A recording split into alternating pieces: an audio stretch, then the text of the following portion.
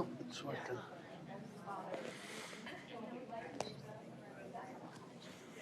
Hi, everyone. I think this is working. Can you hear me okay? My name is Kathy Palm, and I just want to say a big welcome to everyone that came out today in person. This is our first Compassion Action Network training event in person in over 2 years. So, yay, let's give a round of applause, right? Woo! It's just really good to see everyone's faces. Although Zoom is great, it's just nice to be able to have the in-person kind of events. So again, welcome. And I just want to first say a really big thank you to the city of Fridley for allowing us to use this great space. It's very nice, so we appreciate it. But we are here today for our training. Compassion Action Network, I'm an advisory board member, and we have some of our other members here. So please feel free to ask us if you have questions or anything like that.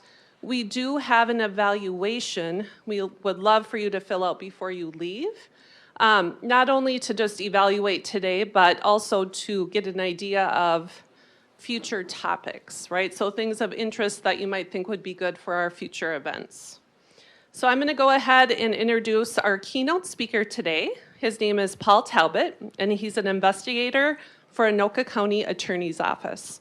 Paul has 30 years experience as an investigator with Anoka County and has investigated a wide range of economic crimes. He is also a certified economic crime forensic examiner. So we just want to say a big thank you to Paul and welcome him today. Thank you. So yesterday, I had my PowerPoint up. I was going over, refreshing myself with this because I haven't done this for a while. And I got a call from a young man at the insistence of his mother. Going to graduate in a couple months. He's excited. He's out applying for jobs. Told me he applied at the post office. And I said, no, good. He said, yeah, but it's a little frustrating. They charged me $50 to apply. And I went, nope. I said, you sure it was the post office? Oh, yeah, the website, there's a postman. He was in his uniform, hat. And I said, did they send you anything? And he said, well, they gave me a confirmation that they got my money. So I said, send that to me. And in the meantime, I Googled post office job scams. And the first thing I come across is only apply for post office jobs at this website, usps.com/careers. I get the thing he sent me, and I look down at their website, and it says postalofficehiring.com. Totally separate. So I call him back and I say, how'd you pay for it? He says, credit card. And I says, you might want to dispute it. I don't know where that'll get you, but go through the dispute process. And he don't believe me. And he calls me back and he says, well, it might be a scam. And I say, why do you say that now? He says, because the charges came from Barcelona, Spain. So who will scammers scam? Anyone they can. Now, several years ago, our office, elder abuse became a focus. And what that meant for my unit was we were going to investigate financial exploitations of vulnerable adults. And so as I started looking into these cases, I also started getting calls from people that were getting scammed. And not necessarily vulnerable adults, but people there's so many out there, one way or another, they were losing money. Started researching it more, started going to some seminars more, talking to these people about what's happening, how it's happening. And the bad thing about this is that if you lose money to scammers, chances of getting that money back is very small. And it's certainly not for a lack of effort by local police, law enforcement. It's just that we don't know where these people are. With the advent of, the cell phone and being able to spoof it from where they're calling from, behind the computer, online, you don't know if these people are across the street, across the state, across the country, across the world.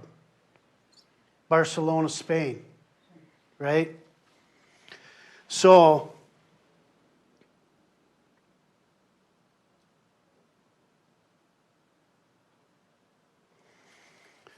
what we decided to do is, and before COVID hit, I was going out to senior centers to tell them what's out there and how these people operate, how these scammers operate, and give them some things to think about before that money leaves your account. And that's what I hope today, to give you some ideas to think about for yourself, your family members, your friends, to get people talking, because it's the biggest way we can prevent this, is if people know what's coming, why it's coming, and how they're doing it. These are some common scams for older people, the Grandparent Scam. I got a sad video to show you about that, but it's fascinating how these people work. The IRS, health insurance, sweepstakes, romance, dating scams. We're going to touch on all that. And if you have questions, you can ask questions. When we get done here, Detective Volk and I will be, we'll be around to ask any questions you have. So, how do they get in touch with you? The way we communicate, right? Phone, email, text, mailings, door to door. Any way we communicate, that's how they communicate. What are their tactics? I got emotion up there. To me, in the research I've done and the people I've talked to me, emotion is the biggest one. And you're going to see that as we go on. Because what these scammers, depending on what type of scam they're running, they want you to get in a certain place emotionally. And if they can get you there, it's more than half the battle. Because when we get nervous, when we get intimidated, when we get worried, we don't always think like we should. We don't take a step back. The secrecy, oftentimes, hey, you can't let anyone know we're doing this because of whatever reason. Speed, we got to make this happen. This has got to happen now. And depending on what kind of scam they're working, they're going to be the biggest jerk you ever talk to, or they might be your best friend ever. It depends on, and then I'll give you some examples here of how that works. What kind of money they want, money that's cash, prepaid cards, gift cards. Certainly a red flag for anything is when they want gift cards for payments, right? We don't pay our electric bill with gift cards typically, normally. We don't pay our gas bill that way. But when they get you in where they want you mentally, we don't think about that. We need to solve the problem. We want to solve the problem. If that's what they want to make the problem go away, that's what we'll do.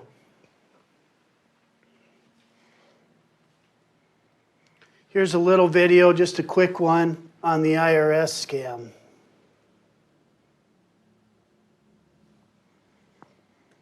Scam artists are pretending to be IRS officials to get your money. They'll call, email, or text you, claiming you owe back taxes or there's a problem with your tax return. They even rig caller ID to make the call look official. They play on your fears. They threaten to take your driver's license or sue, arrest, or deport you. They want you to pay fast. What's the truth? The truth is the IRS's first contact with you will always be a letter in the mail. It's not a phone call, email, or text message. They won't insist that you pay it with a prepaid debit card, a wire transfer, or cashier's check. Now you know. Has an IRS imposter contacted you? Report it at ftc.gov/imposters.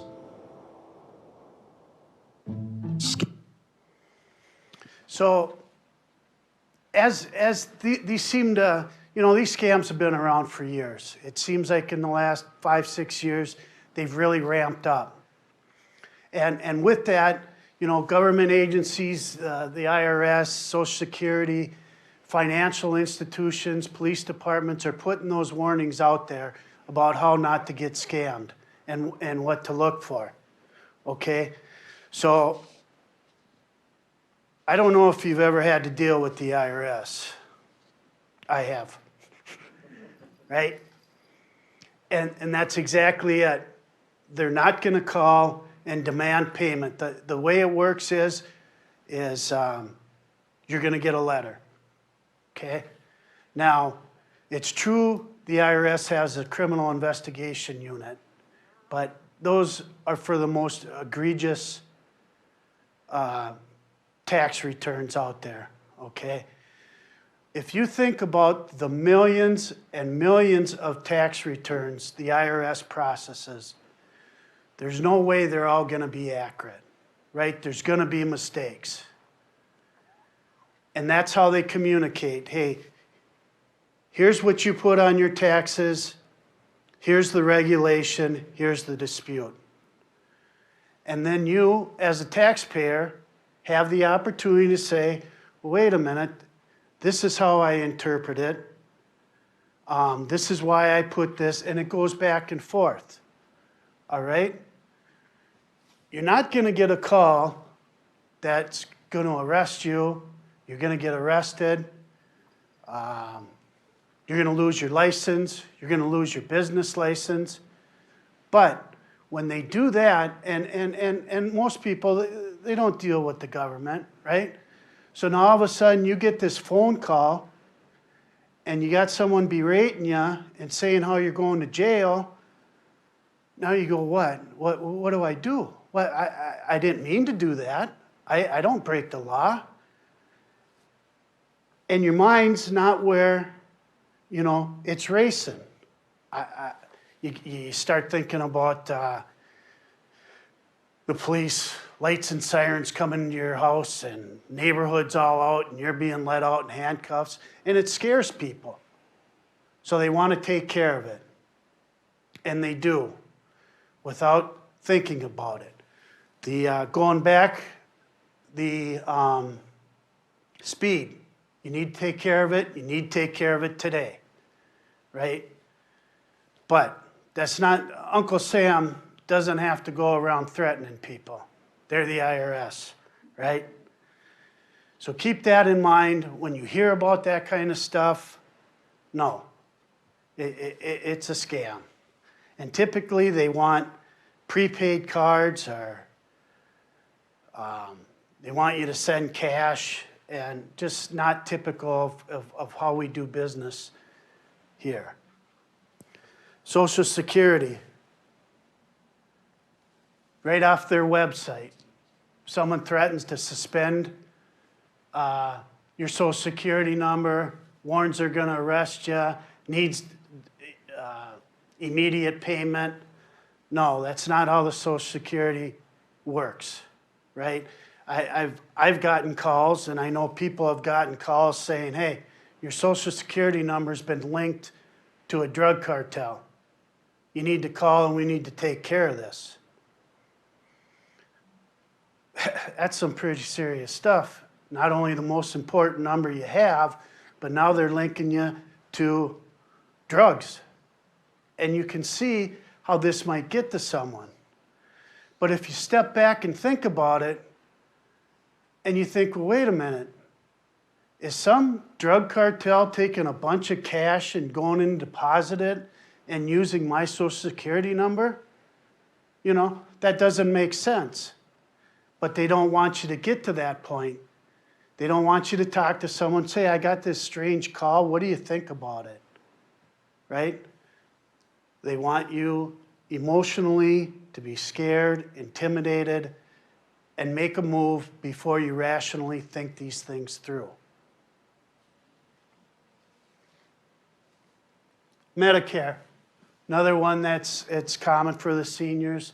Right off their website, they're not going to contact you for your number or other personal information unless you haven't contacted them first. So if you get a call out of the blue from Medicare saying, hey, your Medicare number's screwed up, we need to take care of this, verify your number for me. No. Personal information, no. You know, they're not going to visit you at home, your home. They're not going to call you to sell you stuff. That's not what Medicare does. You get these calls, say, hey, I'm with Medicare, and I got this free equipment, free this, free that I want to give you. I just need to verify some information. That's a scam. But you're thinking, boy, I could use this or I could use that, and you know, well, maybe Medicare does that. And if you don't think it through, you know, you might act before, and that's where they get you. And sometimes they want money, sometimes they just want information. They're always after something.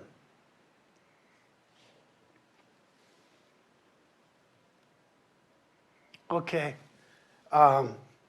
here's a video on a grandparent scam that's sad. Last December, Beth Baker received a call about her grandson, Will. Her grown son, Jim Baker, knew nothing of it at the time, but Will Brown was in danger. Trouble was, the phone call was a hoax. I got a call one morning, and they said that Will was in Peru and that he was in trouble and that he had not been drinking, but someone in the car had been drinking. And there was an accident and someone was hurt. It began with a request for $600 to help her grandson, but over the course of a week, the amounts got larger. So large that it got to the desk of Deputy District Attorney Paul Greenwood.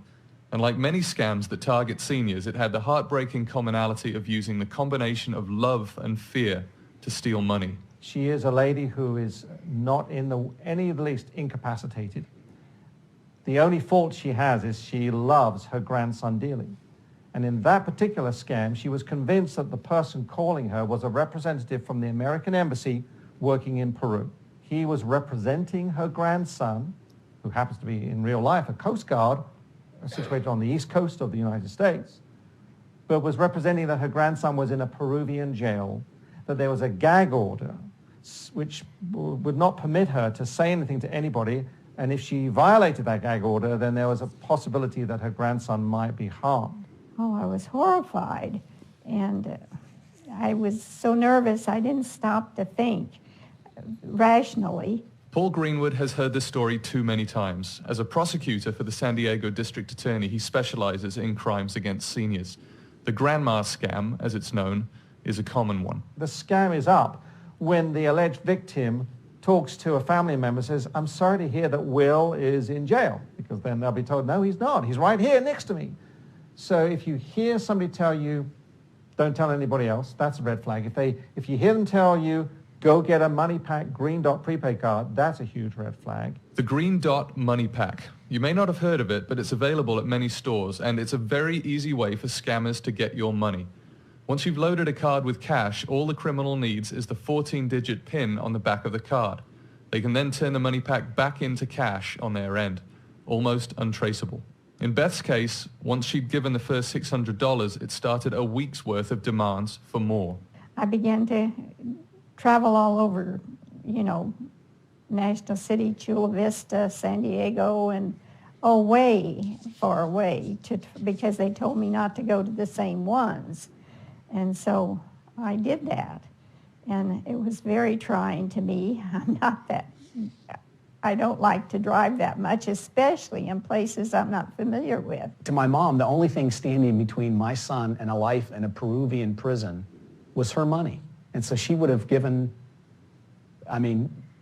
fortunately, it got stopped before they took her last penny, but she would have given all her last penny. I know that. What they did manage to get after adding up all those MoneyPack card purchases was a total of $64,000, all the time holding the threat of her grandson's safety in the balance. And even that wasn't enough. The final move by the scammers was a request for another $14,000, which sent Beth to the bank searching for a loan. And fortunately, there was a really nice lady that she closed the door. She said, won't you just tell me completely, she suspected there was a scam. I got a call at work from the bank manager, and the bank manager said, I have your mom here, and she's been the victim of a scam, and she's given him a lot of money, and she's very upset and crying, and, it was kind of like a punch in the face to me. I mean, it came out of the blue. I will never forget that moment, kind of just thinking my mom had been taken advantage of and feeling anger and sadness, and it was horrible.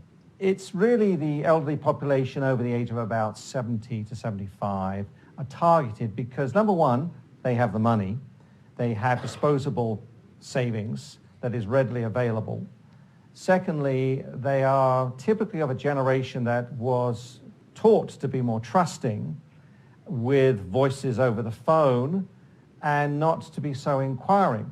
People of my age and younger are generally a little more skeptical about life and about people. My mom's a very smart woman. She's a school teacher. She's got her full use of her faculties. But these people are very skilled. They're great actors. I'm sure if they were in the movies, they'd be terrific actors. They took advantage of my mom's love for my son. And, at first I couldn't believe that mom believed them, right? I mean, I was thinking, how could she believe this crazy story? I mean, he's in the Coast Guard, he's an officer, he's in Maine, he's not in Peru. But, when it was kind of like if somebody would have called me out of the blue and said something had happened to my child, as my mom said, it's such a shock to your system. Maybe the rational part of your mind is just like, what can I do to help? And unfortunately, I get very few calls from actual victims because they're too embarrassed. And here's the other key, and that's why I think something like this outreach is so important, because we want to reach the adult sons and daughters of elderly relatives to put it in their minds that just possibly their own elderly father or mother might be the victim of a scam. And it's so important to reinforce through the adult children to make sure that their parents don't fall for this. 3 key things to be on the alert for. If the caller is making the situation sound very urgent, consider this a red flag. If the person wants payment in the form of these green dot money packs, that's a big red flag. A legitimate party would not request payment in this form. And finally, if the person calling tells you not to tell anybody else, you should be very suspicious. Talk to your parents about it.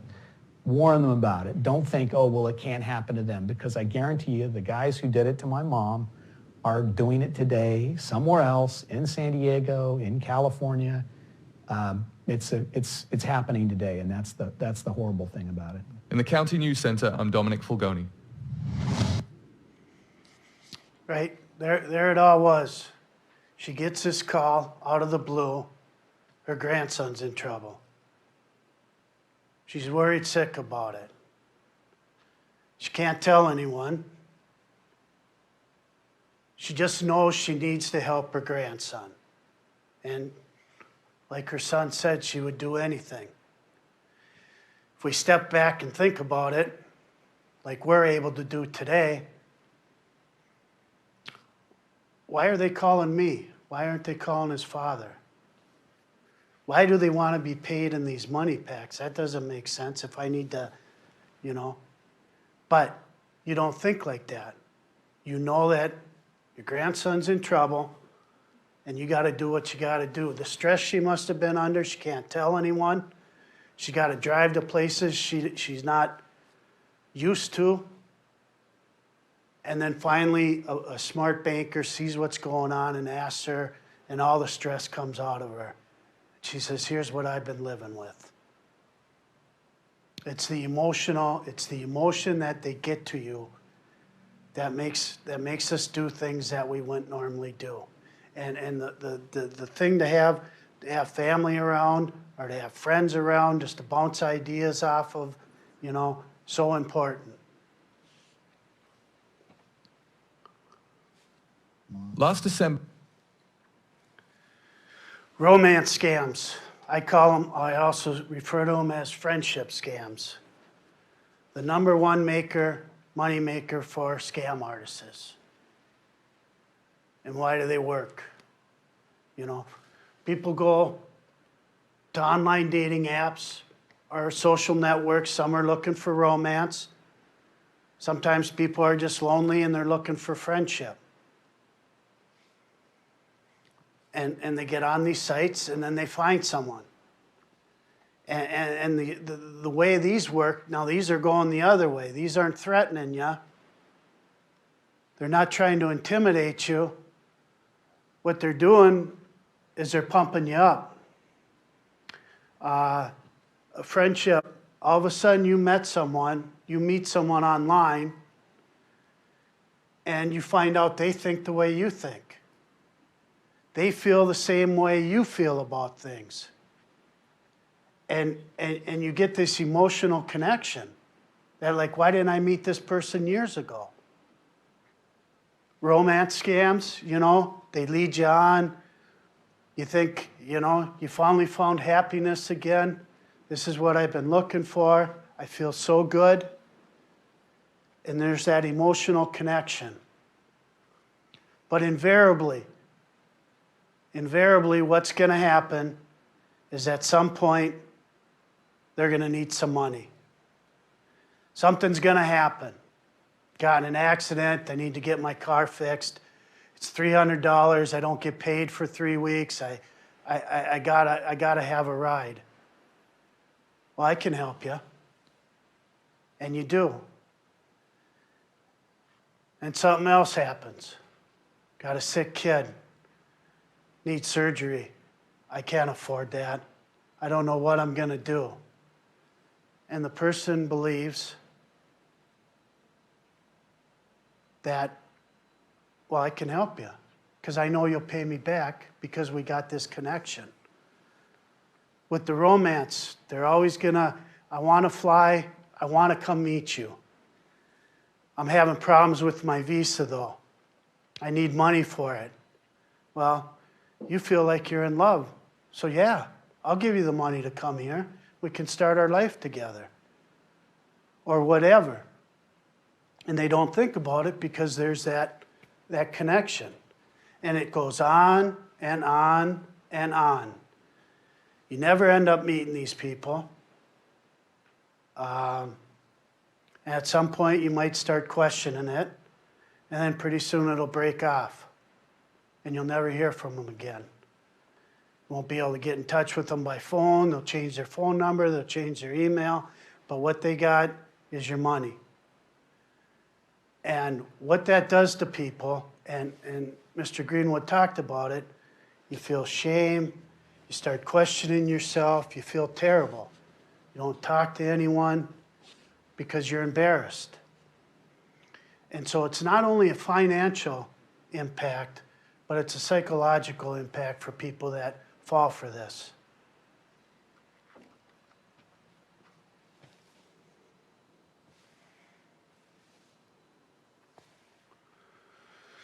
Okay, financial exploitations. I told you that's what we look into. Most of the times when, not most of the times, but sometimes when people get older, maybe the spouse always did the finances and they passed away and you don't want to do them anymore, or you don't want to do them.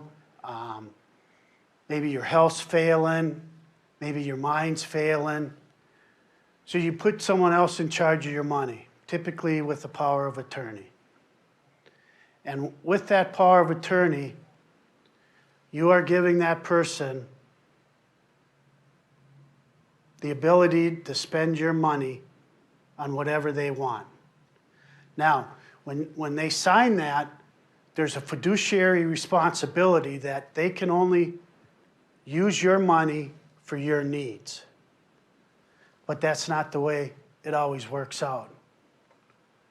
And unfortunately, in these exploitation cases, 85% of the time, it's a family member, which is shocking and it's a shame at the same time. So I guess from this, when you decide to give someone, or if you decide to give someone that ability, you need to trust them wholeheartedly, and sometimes it's not only that they're your power of attorney. There's also a thing in the statute that says, if I can read it, undue influence. And usually what that is a grandson, granddaughter, niece, nephew that are always over at your house asking for money, asking for money, asking for money, you know. And you know, when we get older, we shouldn't have to be dealing with that. We arrived at a place in life where, you know, you want to stress-free, you want to enjoy your grandchildren, whatever activities, and you shouldn't have to deal with this. But that's how these things work, and again, usually once it gets discovered, you know, the money's gone. There's consequences, you know, when we catch them and that, but it's the trust that's gone, it's the money that's gone, and again, devastating. Some tips for you, okay? You're never going to win a foreign lottery or sweepstakes. Especially difficult if you've never bought a ticket. Right? So someone calls you up and says, wow, congratulations. You're going, I don't remember doing that. They gloss over that. They talk about the $6 million you're going to get. What are you going to do with the money? Travel, new house, spend it on the kids, spend it on your friends. They get you going off in the, you know, fantasy land. Now listen, there's just a couple things. You got to pay the taxes. You got to get some money for that. But who cares? You spend a couple grand, you got $6 million coming your way. And that's how it works. You start thinking, yeah, that's true. But then it's one fee after another, after another, after another, and the excuses why you don't get your money never end, and nor do you ever receive your money. Don't fall in love online without meeting someone face to face, right? These people, they're so good at what they do because they do it all the time. And they try to make contact, and 50 people might tell them to go pound sand. They don't care. They move on to the 51st person. And eventually, they'll get someone. And it might take a week, might take a month, might take 6 months, because all they got to do is talk. You got to know who you're dealing with. Never purchase gift cards at the direction of someone you don't know, right? I mean, gift cards are getting more and more popular, but, you know, typically the older community doesn't deal with them. They might do it for a gift here, a birthday gift or something like that, but it's cash usually or whatnot. So when someone wants you to start getting them a bunch of gift cards, that's a huge red flag. One other thing I want to mention is about emails. When you get an email, let's say your bank sends you an email saying your account's been corrupted. Never, ever respond to that email. If you get a text or a phone message, text message, call this number, we need to take care of this. Never respond to that. If there's a concern, what you want to do is go to your bank, go online to what you know is your bank's website. And there should be a secure message if that's the case, if something happened with your account. That's how you communicate. But when you respond to these kind of emails, you're not responding to the bank, you're responding to the scammer. And that's exactly what they want. So whenever in doubt, go to the source that you know. Go to your bank, walk in there, call them, find the number, not from the email, but from what you know for sure to be your bank or your financial institution. Reporting to law enforcement. Yeah, you should make reports, you know. And as I say, they're difficult to track down, but what had happened, especially with the government, the FBI has an internet crime complaint center. And what that does is that they get these reports from all over the United States, all over the world, and sometimes from all this information, they can make headway on stuff. Or at least they see what's going on out there, so they can send alerts out and at least make the public known, hey, this is the hot topic right now. Because like I said, these scams have been around forever, and they just kind of recycle themselves. And then there's an added new twist to them. But they're all the same. Resources around here, the Minnesota Elder Justice Center. Great website. A lot of helpful information, a lot of helpful people there. You got the county attorney's office, you have your local police station.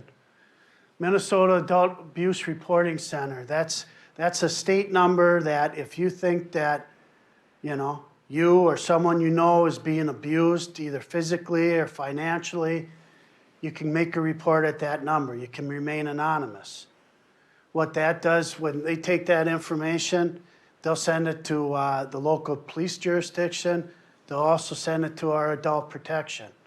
Adult protection will look at it and decide if further action needs to be taken, and then they'll look at it. They find there is abuse going on, that'll go to the sheriff's department. If they find out that they're being financially exploited, it'll go to the police department, and it'll come to our office. So there is a lot of resources out there. But the biggest thing is, and what I hope you take from today, I hope I've given you a few points, is you go talk to other people in your neighborhood, in your community, your friends, your families. Because like I said, scammers, they'll scam whoever they can. It's not going away. Yeah, I think I'm out of words. Thank you, Paul. Yep. Thank you. We know that's a lot of information that Paul just shared with everybody. We also now have a detective from the Fridley Police Department, Travis Volk, who's the lead detective here. He's been with the Fridley Police Department since 2006, and he's going to share some more local pieces that he's been dealing with here in the community, and then we'll open it up to questions for both Paul and for Travis. Thank you. Hi there, I am Travis Volk. I am the lead detective for the Fridley Police Department. What does a lead detective do? A lot of the same things that the regular detectives do. It's just a kind of a fancier title. I do have some things that I'm asked to do on a daily basis. One of those things is to go through all the daily reports. I come in a little bit early and read through every single report that is generated every single day, every single week, every single month, every single year. So I read every single report that is generated that all of our patrol officers take. And what I tend to see is, and Paul's hit on it, scamming is a huge problem. We see it multiple times a day, usually several times a week. and dozens of times a month. I actually pulled some of the hard data for some of the scams. And it depends on how the officers were to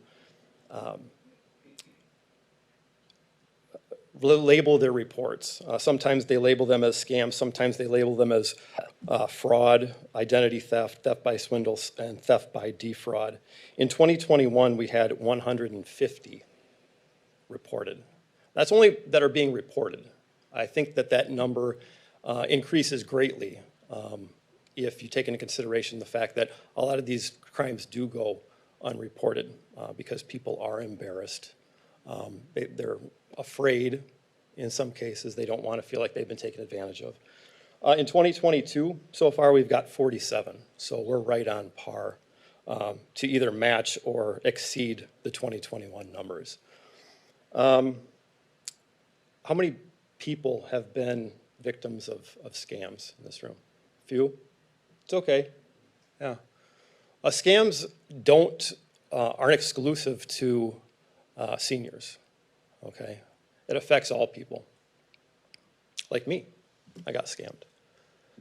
About 4 or 5 years ago, I was in the greatest city in the world, Las Vegas, Nevada. And I was sitting poolside. What's that? Right? Yeah, right. I was sitting poolside with my wife, a few of our friends. My wife says, I want to go see a show. Okay. So we started looking at ticket availability for different shows that were playing that day. But keep in mind, it's afternoon, early afternoon. Shows usually start 6, 7, 8, 10 o'clock, somewhere in there. So I mean, we've really got to get moving on these tickets. A lot of them are sold out. So my wife finds a ticket broker on the internet, and she says, hey, the Billboard Music Awards are in town.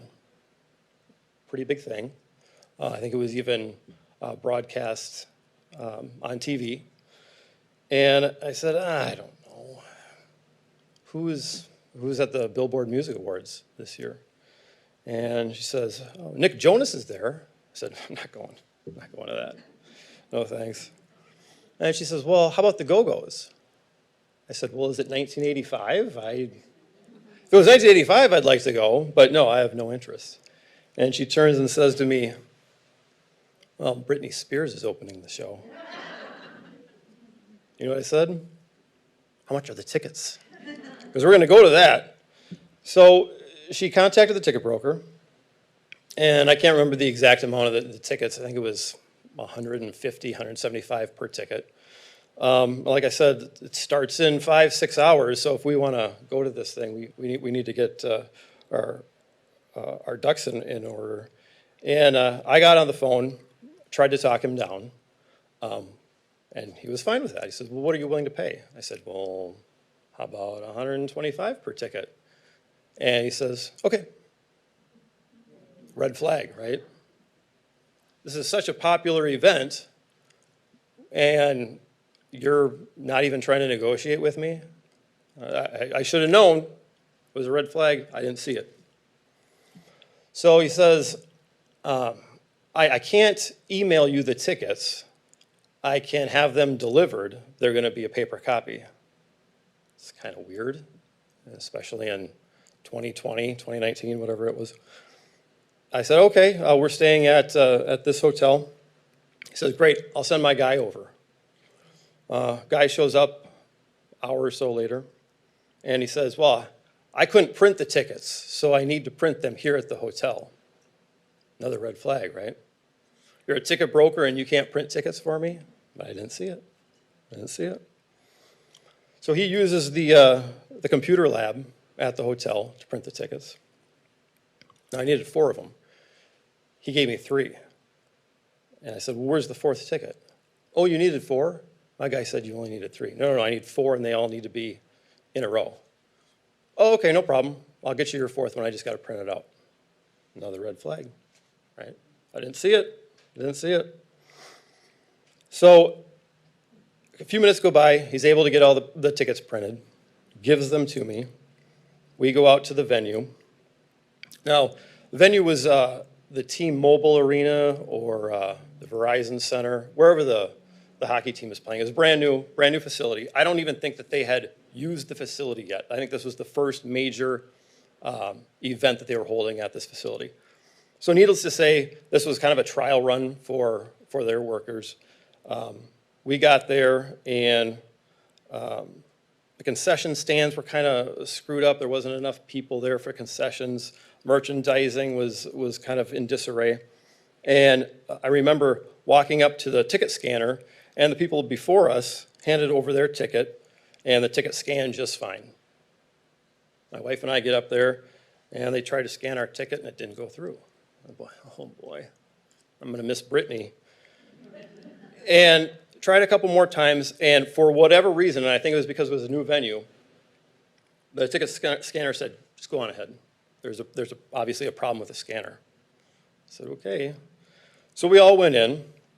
We enjoyed the show. About 15, 20 minutes into the show, some folks came down to our seats and they said, hey, I think you're in the wrong seats. I said, no, I'm not in the wrong seats. I got my ticket right here. Row 210, seat number 4, that's me. They said, yeah, I'm row 10, seat number 4 too. Where'd you get your tickets? Well, I got them online from a third-party ticket broker. Luckily, there were some seats behind us that were completely empty. We moved into those seats, and we were actually able to stay through the entire show, so we didn't miss anything. But clearly, victim of a scam, right? 100%. Tried to contact the ticket broker afterwards and disappeared, right?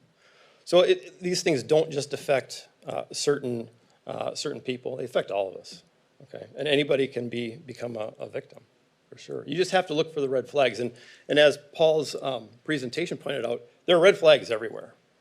You just have to be able to look for them.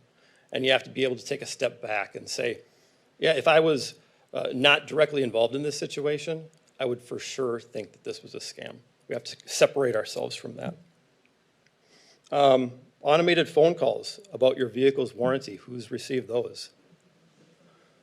You can't make this up. I received 2 this week on my work cell phone, the one that the police department issues to me. I'm getting scam phone calls on my department cell phone. I got one. This is twice within a week. It's only Thursday, and the last one I got was this morning. Can't make it up. Charity scam, also one that I think we talked about a little bit. Seeming legitimate charity will call and ask for donations. Might be legitimate, might also be not legitimate. Yes, ma'am. Have you, at that report, did anybody get calls from somebody about new student loans? Yes. Because I haven't had student loans in a long time, but I keep getting calls. I could just pay off my student loans at the rate or whatever. I delete those, but I know I don't have to. Exactly. Yep. And like going back to the vehicle warranty, they don't say what your vehicle is, right? They don't say it's what make, what model, what year, what color, what the VIN is, who it's registered to, none of that. It's just an automated message. That's one of the oldest ones in the book. Don't call them. Do not call them. Computer virus scam, that's another one we see. Everything that Paul mentioned in his presentation, we see in Fridley. Every single week, every single month, every single year, multiple times. Computer virus scam, this is another popular one.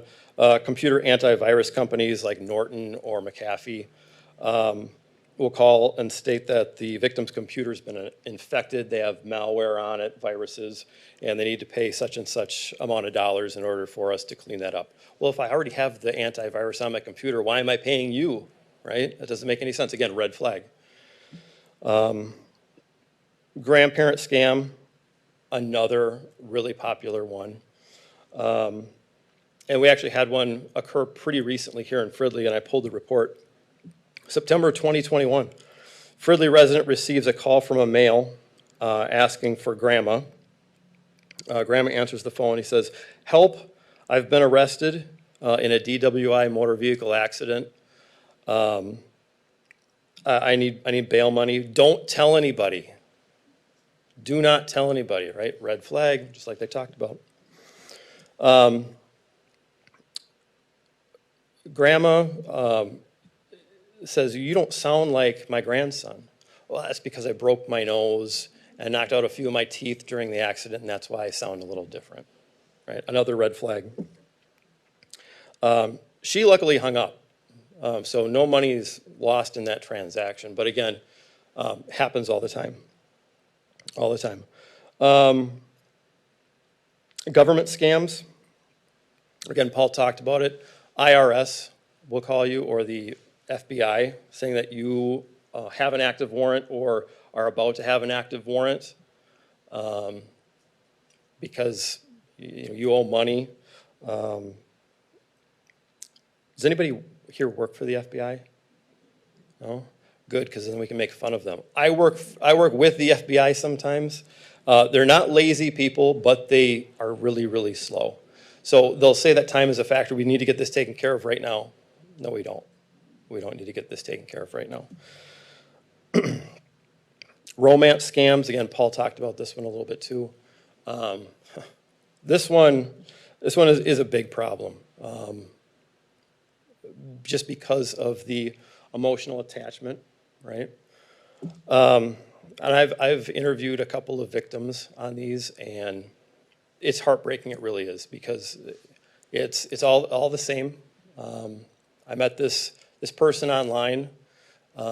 He works overseas, but I met him online. He works overseas right now.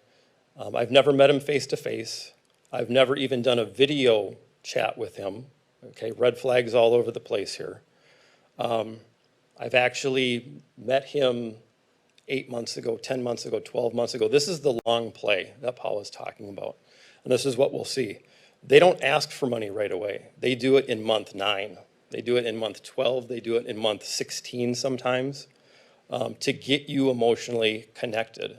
But it's not just you that they're running scams on, it's all of us, because they're talking to 10 different people at a time, 20 different people at a time. And then I got hurt at work. I'm over here in Europe working, and I got hurt, and I need $55,000 for medical expenses. Why do I need? Well, yeah, I know I'm employed, but my employer isn't covered in Europe. It gets really weird. I need your help. You're the only person that I can trust doing this. My family, they're all dead. I don't have any family. Yeah, you're the only person I can come to. And you know what happens? They're all $55,000. Nationally, this type of romance scam or friendship scam, victims lost over $80 million in 2019. 80 million. Okay. Sweepstakes, lottery scams. Again, Paul touched on this too. Winners are contacted by telephone by Publishers Clearinghouse or the Minnesota State Lottery. We've all seen the Publishers Clearinghouse commercials on TV. They don't call you. They come to your house with a gigantic check and balloons, right? And TV cameras, and that's how you know you've won. They don't call you on the phone. And again, anybody that you talk to on the phone, if they're asking for reloadable gift cards, it's a scam. Government doesn't deal in reloadable gift cards. Most businesses don't deal in reloadable gift cards. I do have a couple of examples. Now, these are actual Fridley reports generated from the last year and a half. I'm going to read you a couple excerpts from them. This is one of those prize scams. Fridley resident got a phone call from a male yesterday, and this was on 9/5/2021, from an unknown number saying he had won $2.5 million from Publishers Clearinghouse. Suspect requested that the Fridley resident send a money order for $500 to collect the prize. Now, this guy was very smart. He did not send $500, but I guarantee you if he had, the next call would have been, oh, there's a transaction fee associated with it that I forgot to tell you about. So you need to send 10 grand on top of the 500. Don't worry, we'll release the 10 grand to you once you get the money back. And then they'll send the 10 grand. And then you know what? Third call. You know what? We need $2,500 or $25,000, and it'll keep going up and up and up. And now they're emotionally and financially invested in this, so they think that they can't say no. They don't want to say no. They just want to believe that they're now rich. As Paul said, it doesn't happen. Here is a workplace scam. This is one that we really didn't touch too much about. 11/7/2021, a gas station in Fridley. Male party, this is actually pretty inventive. Male party claiming to be the vice president of the gas station called the worker and advised that they were making a delivery to the location and told him to shut down the store and count the till. Weird. Oh, by the way, call came in at 2:29 a.m. What vice president of any corporation is going to be up and about at 2:29? Nobody. It gets better. Male caller then mentioned that the delivery shipment payment had been overfunded and directed the worker to transfer the extra money over into Bitcoin. Luckily, that didn't go through either. Called the police department. Here's a Social Security Administration scam report, 1/3/2022. Fridley resident received a phone call from an unknown male who stated that he was from the Social Security office. Male attempted to gain information about the Fridley resident, but the resident ended the phone call when the person inquired as to where he was born. What? Doesn't even make sense.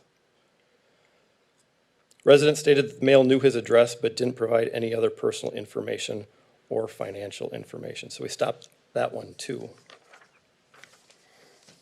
Computer or Bitcoin fraud, 11/18/2021. Unknown male hacked a Fridley resident's computer, or told her that he did, and convinced the resident to send him $13,800 in Bitcoin to unlock the computer. The male caller, possible Arabic accent, and a lot of times this is what we'll see, is the people that are making these calls, they are non-English speakers. Why? Because they're from overseas, as Paul said. They're not from the United States of America typically. So we'll get the callers who sound like they're from East Africa or the Middle East or Indian, because that's where they really are. English is not their first language, or second language in some cases. And if you receive information via text or email from these people, there'll be misspellings all over. They won't be punctuated correctly. That's another red flag. Okay. That one did not end well. She was out $13,800 on that one. Here's another one. Terroristic threat type of scam. Fridley resident received multiple text messages from a phone number that he did not recognize. The text message stated that the sender was with a gang and that if the Fridley resident did not send $2,000, they would send people after him. Money was not sent in that one. And then again, the romance scams. This one's a little bit longer, but just listen to the details in this one. From 4/6/2021, so a year ago. And very similar to the one that, I didn't actively investigate this one, but this is almost identical to the one that I did investigate. Fridley resident advised she had known a close friend since last summer that she met on the internet. She identified the male as Greg Davis. And typically this is what we'll see on these types of situations. It'll be a Greg Davis. It'll be a John Johnson, Jeff Williams, something where it's not a unique sounding name. Why? Because they can hide that way. If I run Greg Davis through Department of Motor Vehicles, there's probably 329. Who am I dealing with? Stated that Greg is approximately 68 years old and has stop if you've heard this one before, has been in Europe for the past few months on work. She continued and described that Greg is in Paris and was supposed to travel home, in which she believed to be Minnesota, but wasn't sure. During his time overseas, he underwent surgery and has yet to recover. Due to this, he has not yet returned home. Fridley resident advised that she has never met Greg in person, but has gotten to know him pretty well and that she believed him to be a trustworthy person. Due to his injury and other reasons, Fridley resident advised that since September 2020, she has loaned Greg approximately $55,000. She described that she has loaned this money out over a time frame, and she did this by placing money on a Visa card and calling Greg with the numbers.